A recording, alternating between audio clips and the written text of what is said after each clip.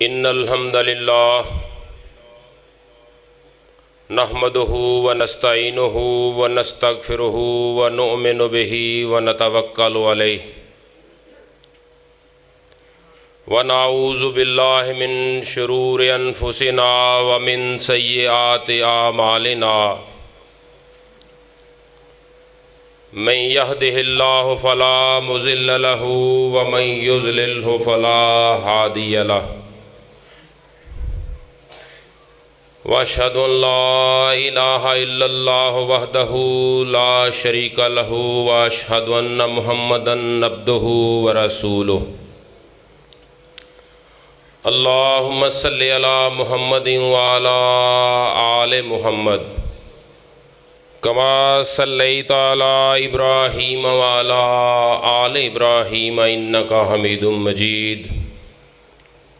अल्लाहुम्मा बारिक अला मुहम्मदिन व अला आले मुहम्मद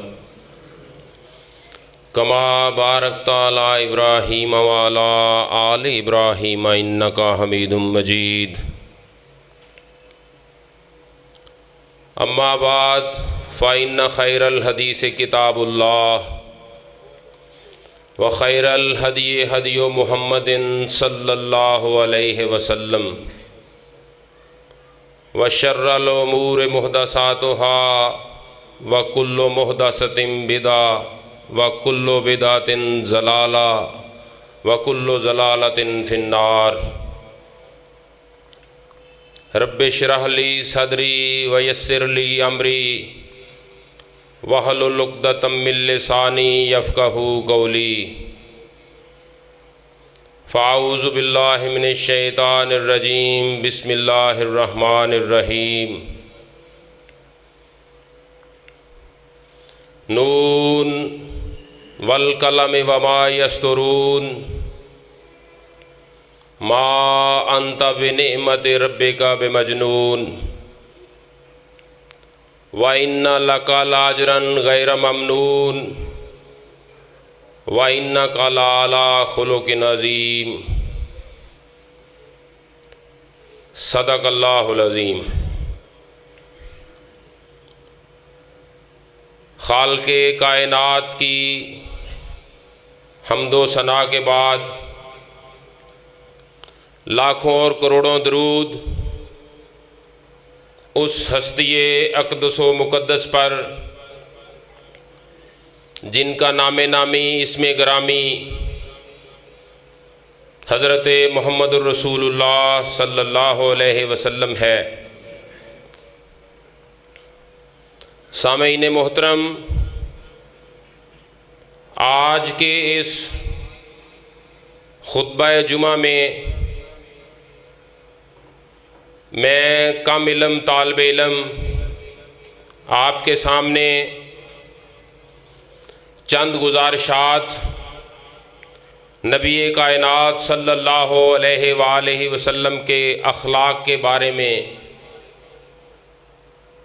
बयान करना चाहता हूँ।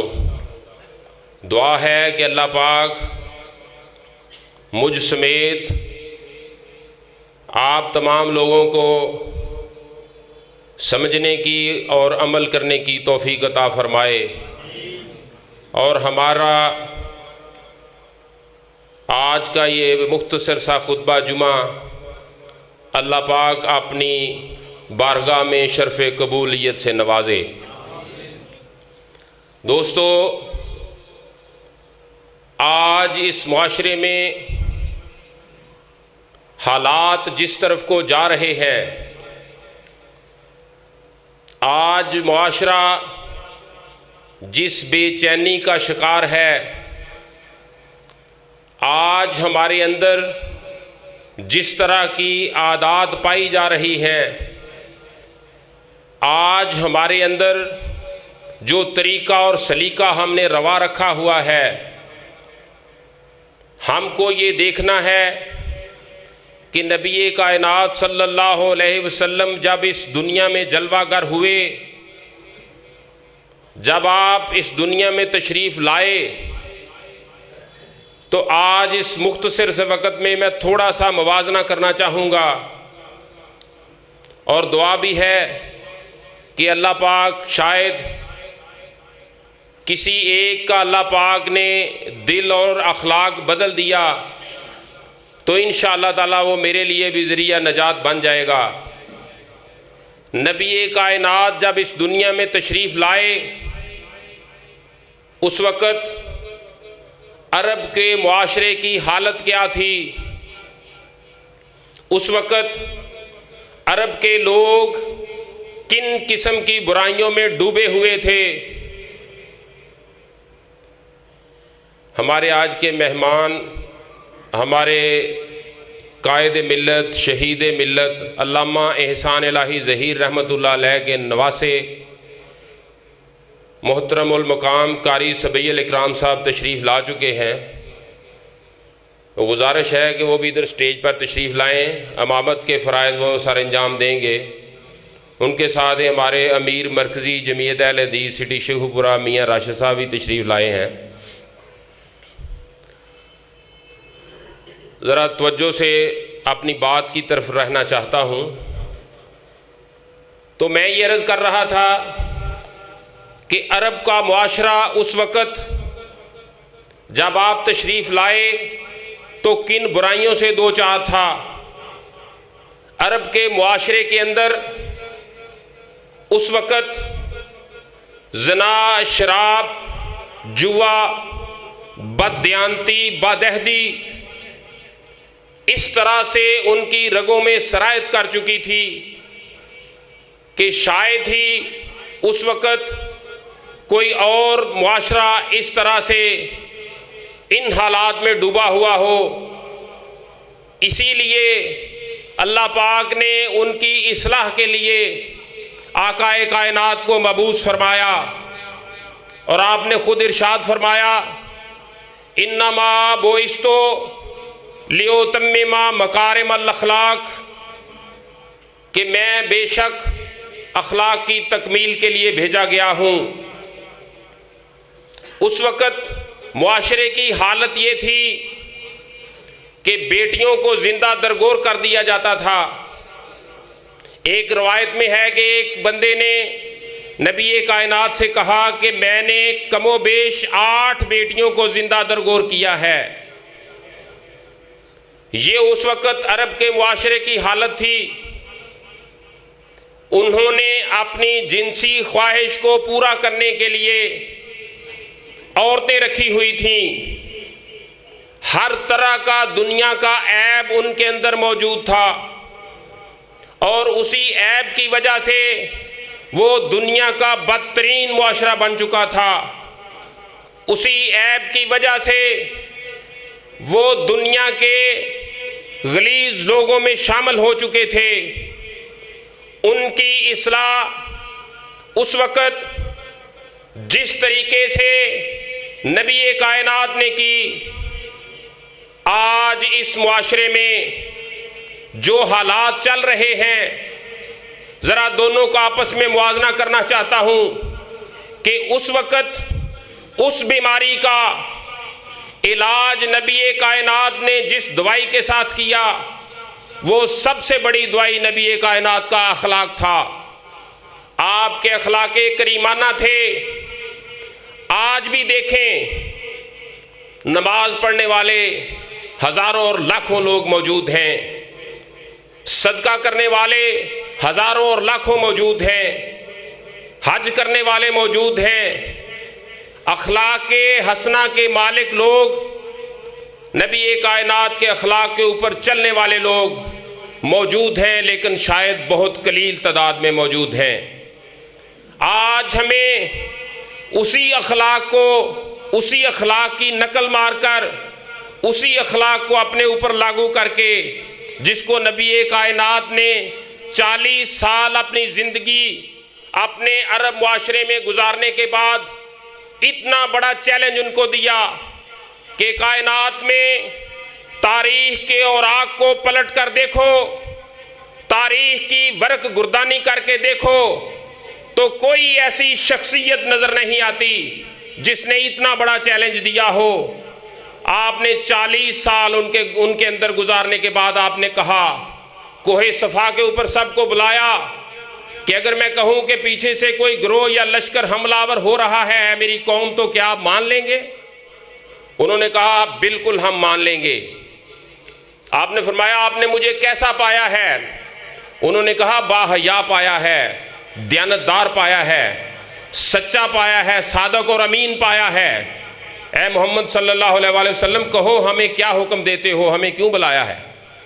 आपने कहा अगर ये तमाम बातें तस्लीम करते हो तो फिर ये कह दो कूलू ला इलाहा इल्लल्लाह तुफलिहू।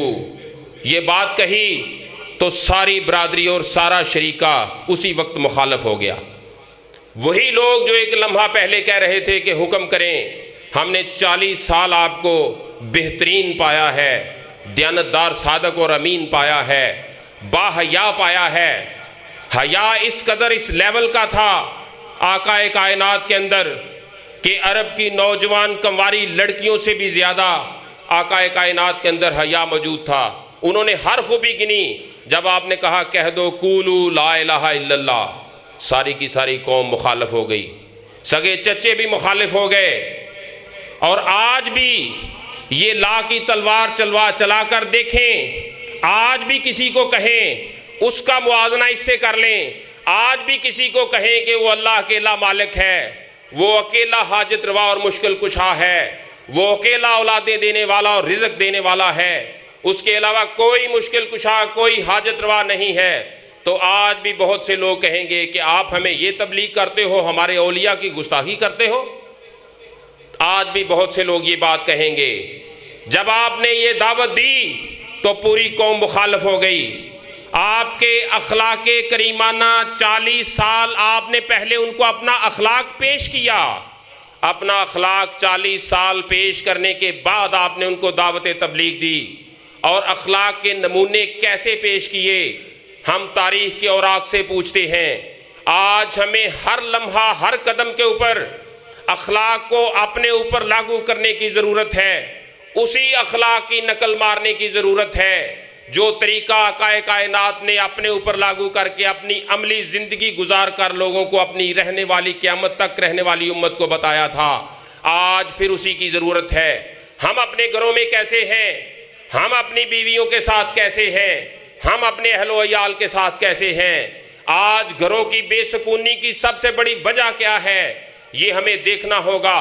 और देखने और परखने के लिए सिर्फ एक हस्ती और एक शख्सियत इस कायनात के अंदर मौजूद थी जिसने अपनी अमली ज़िंदगी पेश करके क़यामत तक के लिए अपनी उम्मत को साबित कर दिया और हमारे लिए मशले राह बना दिया। आपने फरमाया कि तुम में से सबसे बेहतर इंसान वो है जो अपने अहलो अयाल के साथ बेहतर है, और मैं तुमसे सबसे ज़्यादा अपने अहलो अयाल के साथ बेहतर हूँ। जब पहली वही गारे हिरा में आई, जिब्रील आए तो आपको कहा कि इकरा, मारूफ बात है, आपने मौजू पे रहना चाहूँगा। आपने फरमाया माना बेकारिन, मैं पढ़ा हुआ नहीं हूँ। फिर जिब्रील ने कहा, फिर आपने फरमाया, फिर जिब्रील ने कहा इकरा बिस्मि रब्बिकल्लज़ी खलक।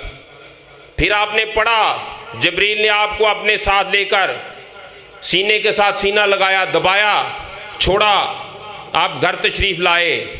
जब घर तशरीफ़ लाए तो यहाँ पर ये देखने और समझने की बात है कि हमारा अपने घर वालों के साथ सलूक कैसा है और हमारे पैगंबर ने क्या नक्शा पेश किया है। अम्मी खदीजा रज़ी अल्लाह ताला अन्हा ने जब आपने आपको इरशाद फरमाया कि ज़म्मिलूनी ज़म्मिलूनी, मुझे कंबल दे दो, मुझे कंबल उड़ा दो, मेरी तबीयत ख़राब हो रही है, मेरी तबीयत बहुत ख़राब है। अम्मा खदीजा ने पूछा क्या वाक़या हुआ है। आपने फरमाया कि ये मामला मेरे साथ पेश आया है। उस वक़्त सीरत नगार ये बात लिखते हैं कि सीरत सही तौर से शुरू ही उस वक़्त हुई जब अम्मी खदीजा ने सारी बात सुनी। तो अम्मी खदीजा ने जवाब में कहा, क्या मेरे आका, कल्ला वल्लाहे ला युखज़ी कल्ला हो आबादा। ऐ मेरे पैगंबर, मैं कसम उठाकर कहती हूँ उस रब्बे कायनात की कि खुदा की ज़ात आपको कभी ज़ाया नहीं करेगी। ये आपकी ज़ौजा मोहतरमा थी, आपकी अहलिया थी। क्यों ये बात कही कि आपका हुस्न अखलाक अपने घर में कैसा था, वो आपके तौर तरीके और आपकी आदत को देखती थीं। उन्होंने कहा कल्ला वल्लाहे ला युखज़ी कल्ला हो अबदा, ऐ मेरे पैगंबर, अल्लाह कभी आपको ज़ाया नहीं करेगा। वजह क्या है? वजह बयान कर दी जो क़यामत तक तारीख के औराक में महफूज होकर रह गई। फरमाया आप यतीमों के सरों के ऊपर हाथ रखते हैं, बेवाओं का सहारा बनते हैं, आप मेहमान नवाजी करते हैं, आप सच बोलते हैं, आप जालिम के खिलाफ डट जाते हैं। ऐ मेरे पैगंबर, अल्लाह आपको कभी ज़ाया नहीं करेगा। आज हमें अपने घरों में अपने अहलो अयाल के साथ क्या नक्शा पेश करना है? आज हमें भी पैगंबर की नकल मारनी है। हमारे पास हमारे मुलाजम, हमारी ज़िंदगी के नौकर जिन्होंने हम आज हमने रखा हुआ है अपने काम के लिए, हर तबके के लिए, हर स्टेज के ऊपर आकाए कायनात ने क्या दरस दिया, हमें उसका मुआजना आज अपने इस मुआशरे से करना है। उस बात का जो आपने दरस दी, उस बात का मुआशरा आज, उसका मुआजना आज इसके साथ करना है, हमें देखना है। और एक बात वर्ताए हैरत में डाल देती है कि जब नबी कायनात के गुलाम सहाबी रसूल हज़रत अनस रज़ी अल्लाह ताला अन्हो से किसी ने पूछा कि आपने 10 साल आकाए कायनात की खिदमत की है। 10 साल एक अरसा होता है। 10 साल में इंसान की तबीयत में बहुत से तगय्युर व तबद्दुल आते हैं। 10 साल आपने आकाए कायनात की खिदमत की है, आपने आकाए कायनात को कैसा पाया है? हज़रत अनस रज़ी अल्लाह ताला अन्हु ने क्या खूबसूरत जवाब दिया। कहा मैंने 10 साल अपने आका की खिदमत की है। 10 साल में कोई एक लम्हा ऐसा नहीं आया कि जिसमें नबी कायनात सल्लल्लाहु अलैहि वसल्लम ने मुझे कभी उफ तक भी कहा हो।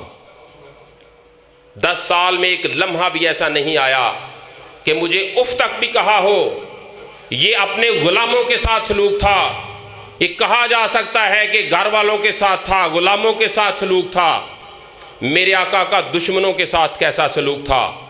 दुश्मनों से जब तारीख के औराक को पलटते हैं तो दुश्मनों से किस तरह की गवाही मिलती है। जब आपने तबलीग के लिए ख़त लिखे, कैसरे रूम को ख़त लिखा, जब उसको ख़त पहुंचा तो उसने कहा अपने दरबारियों से कि पता करो मक्का के इलाका से कुछ लोग अगर आए हों तो मुझे उनसे मिलवाओ। पता किया गया। हज़रत अबू सुफियान रज़ी अल्लाह ताला अन्हो उस वक़्त मुसलमान नहीं हुए थे। उनको हरकल के दरबार में बुलाया गया। हरकल ने कहा मैं आपसे चंद सवालात करना चाहता हूँ उस पैगंबर के बारे में जिसने नबुव्वत का दावा किया है, मुझे ठीक ठीक आपने जवाब देना है। उन्होंने कहा जी पूछे मैं बताऊँगा। सबसे पहला सवाल हरकल ने जो अबू सुफियान से कहा कि मुझे ये बताओ कि जिस पैगंबर ने दावा नबुव्वत किया है उसका हस्बो नसब कैसा है? उसने कहा जी बहुत ऊंचे हस्बो नसब का मालिक है, बहुत ऊंचा हस्बो नसब है।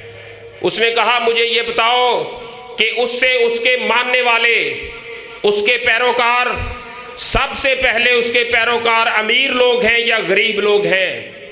उसने कहा जी उसके सबसे पहले पैरोकार गरीब लोग हैं, गरीब लोग उसके मानने वाले हैं। उसने कहा मुझे ये बताओ कि वो गरीब लोग दिन ब दिन उनमें इजाफा हो रहा है या कमी हो रही है? अबू सुफियान ने कहा कि दिन ब दिन उनमें इजाफा हो रहा है, कमी नहीं हो रही। उसने कहा मुझे ये बताओ कि जिस पैगंबर ने दावा नबुव्वत किया है कभी उसके ख़ानदान से कोई शहनशाह गुजरा हो, कोई बादशाह गुजरा हो?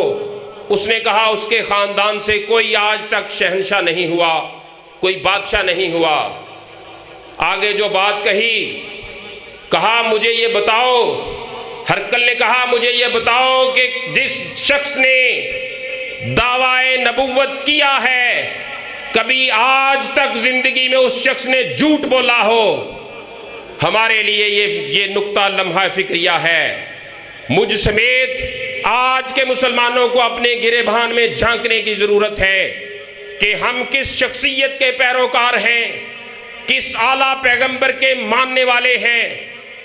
हमें उनकी नकल मारने की कहाँ तक, किस हद तक ज़रूरत है, हमें अपने गिरेबान में झांकना है। हरकल ने कहा मुझे ये बताओ कि उस पैगंबर ने कभी झूठ बोला हो। अबू सुफियान ने कहा कि मैं बचपन से, लड़कपन से जवानी तक, आज तक उस हस्ती को जानता हूँ, उस शख्सियत को जानता हूँ, लेकिन उसने आज तक ज़िंदगी में झूठ नहीं बोला। इसीलिए कुरान ने कहा है, क्या मेरे पैगंबर, ये जो तुझको मजनून कहते हैं, ये नाउज़ु बिल्लाह मिन ज़ालिक जो तुझको दीवाना कहते हैं, इनकी बातों के ऊपर मत जाइए। तेरा खुदा अर्शे बरी से इनका जवाब देता है, व इन्नका लअला खुलुक़िन अज़ीम, और है मेरे पैगंबर, हमने आपको अखलाक के बहुत ऊंचे दर्जे पर फाइज कर दिया है। दुश्मनों ने ये गवाही दी, और दुश्मनों के साथ मेरे आका का सलूक कैसा था। वही हबशी जिसने हजरत अमीर हमजा को शहीद करके उनका कलेजा चुबाया था, उनके जिस्म के अज़ा काटे थे। जब मक्का फतह हुआ तो वो छुपता छुपाता वो हबशी भी आपके पास पहुंच गया। उसने अर्ज़ की, या रसूलुल्लाह, मुझे पता चला है कि अब आम माफ़ी का ऐलान है, क्या मेरे लिए भी माफ़ी है। हज़रत अमीर हमज़ा के साथ नबी कायनात सल्लल्लाहु अलैहि वसल्लम को बहुत ज़्यादा प्यार था। आपके रज़ाई भाई भी थे, सगे चचा भी थे। आपने फरमाया, हबशी, मैं सिर्फ तुझे खुदा की ज़ात के लिए माफ़ करता हूँ, और ज़िंदगी में कभी मेरे सामने ना बैठना। जब तू मेरे सामने बैठता है तो मुझे मेरा चचा याद आ जाता है। ज़िंदगी में जब भी कभी मैं जिस तरफ को मुंह करके बैठा हूँ, तुमने मेरी कमर के पीछे बैठना है, मेरे सामने नहीं बैठना, क्योंकि मुझे जब तेरे चेहरे के ऊपर मेरी नज़र पड़ती है, मुझे मेरा चचा याद आ जाता है। आज ये यूरोपियन का प्रोपोगंडा है कि इस्लाम तलवार के ज़ोर से फैला, इस्लाम तलवार की तेज़ धारों से फैला, लेकिन तारीख शाहद है। तारीख की वरक गर्दानी करें तो यही पता चलता है कि इस्लाम सिर्फ और सिर्फ आपके अखलाके करीमाना की वजह से फैला। किसी भी आकाए कायनात के पैरोकार ने किसी भी इलाके को फतह करने के बाद उस वक़्त के फिरौनों के साथ जंगें हुई। उस वक़्त के जो बहुत बड़े अपने आप को फिरौन समझते थे, उनके साथ हक और बातल के मामले में जंगें हुई, लेकिन किसी भी मफतूहा इलाके में आपने तो दरकिनार, आपके किसी साथी ने भी किसी काफिर की गर्दन के ऊपर ये कहकर तलवार नहीं चलाई कि कलमा पढ़ो वरना तुम्हारा सर काट दूंगा। ये कहकर कोई वाक़या नहीं हुआ। सिर्फ अखलाक फैला, इस्लाम फैला आकाए कायनात के अखलाके करीमाना की वजह से फैला। और दोस्तों, ये बयान करना, ये कहना बहुत आसान है, इसके ऊपर अमल बहुत मुश्किल है।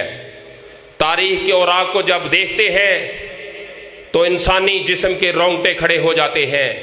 नबी कायनात सल्लल्लाहु अलैहि वसल्लम की बेटी ज़ैनब मक्का से मदीने का सफ़र शुरू करती है।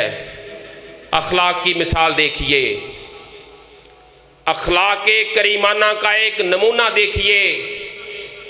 सफ़र शुरू करती हैं, रास्ते में काफिर हबार बिन असवद को पता चलता है कि हमारे दुश्मन की बेटी जा रही है, हमारे दुश्मन की बेटी मदीना के सफ़र के लिए निकली हुई है। लोगों, दुश्मन तो वो होते हैं कि दुश्मन भी बेटियों की कदर करते हैं। आज भी ये दस्तूर मौजूद है, ख़ानदानी लोगों में आज भी ये दस्तूर मौजूद है कि बड़े बड़े कत्लों के अंदर भी किसी की बेटी उनके घर चली जाए तो वो कत्ल छोड़ देते हैं। उस वक़्त के बदतरीन काफिरों को आप देखें, उसने नबी कायनात की बेटी का रास्ता रोका, हज़रत ज़ैनब के पेट में नेज़ा मारा। अम्मा ज़ैनब उस वक़्त हमल से थीं, पेट का हमल ज़ाया हो गया। अपने पेट को उन्होंने बांधा, शदीद तकलीफ़ में मदीने का सफ़र जारी रखा। जब मदीने पहुंची तो नबी ये कायनात नबी तो थे लेकिन बेटियों के बाप भी थे। आप उस बेटी के बाप भी थे। जब वो गले मिली तो ज़ारों के तार रोना शुरू कर दिया। पूछा बेटी क्या हुआ है? कहा बाबा जान, मुझे हबार बिन असवद ने मेरे पेट में नेज़ा मारा है और मुझे ज़ख्मी कर दिया है और मेरे पेट का हमल ज़ाया हो गया है और मैं शदीद तकलीफ़ के बावजूद आपके पास मदीना पहुंची हूँ। दोस्तों, बहुत मुश्किल बात है, बहुत मुश्किल कड़ी है, बहुत मुश्किल लम्हा है। वो पेशानी जिसके ऊपर कभी सलवटें नहीं पड़ी थीं, वो पेशानी जिसने अपने आप को पत्थर खाकर ताइफ की वादी में लहू लहान करके किसी के लिए बद्दुआ नहीं की थी, वो जिस्म अतहर जिसके ऊपर गंदी ओजरियाँ फेंकी गई बैतुल्लाह के सहन में तो आपने किसी को बद्दुआ नहीं दी थी, वो जिस्म अतहर जिसके ऊपर वो माई वो बुढ़िया रोज़ कूड़ा फेंकती थी तो जब बीमार हुई आप उसकी खैरियत मालूम करने के लिए चले गए थे, वो शख्सियत, वो जिस्म अतहर, वो हस्ती जब वो पेशानी आसमान की तरफ उठती थी तो जिब्रील नाज़िल हो जाता था। वो पेशानी जब गुस्से में उसके ऊपर सलवटें पड़ती थीं तो हज़रत उमर रज़ी अल्लाह ताला अन्हो का हाथ अपनी तलवार के ऊपर कांपने लग जाता था कि अभी मेरे आका का इशारा उबरू हो तो मैं उसका सर तन से जुदा कर दूं।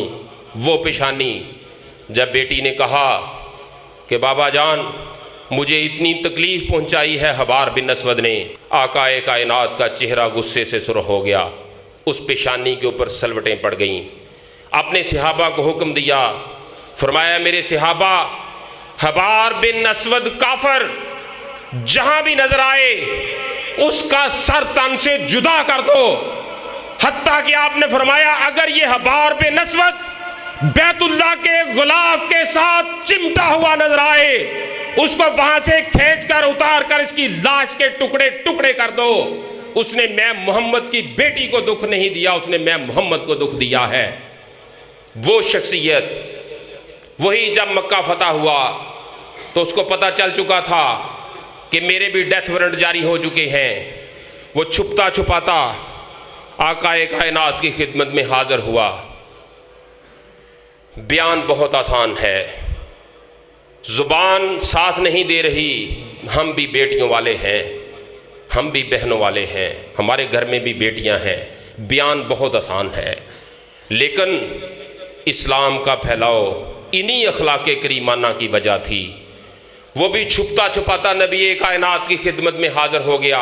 उसने कहा या रसूलुल्लाह मैं हबार बिन असवद हूँ, मेरे लिए भी कोई माफ़ी का सिलसिला हो सकता है, मेरे लिए भी कोई माफ़ी की गुंजाइश हो सकती है। आपने फरमाया हबार बिन असवद बेटियों के दुख माँ बाप को नहीं भूलते, लेकिन जाओ मैंने तुझे अल्लाह की रज़ा के लिए माफ़ किया। नून वल कलम वमा यस्तरून मा अंता बेनेमत रब्बिका बेमजनून व इन्ना लका लाजरन गैर ममनून व इन्नका लाला खुलुक़िन अज़ीम।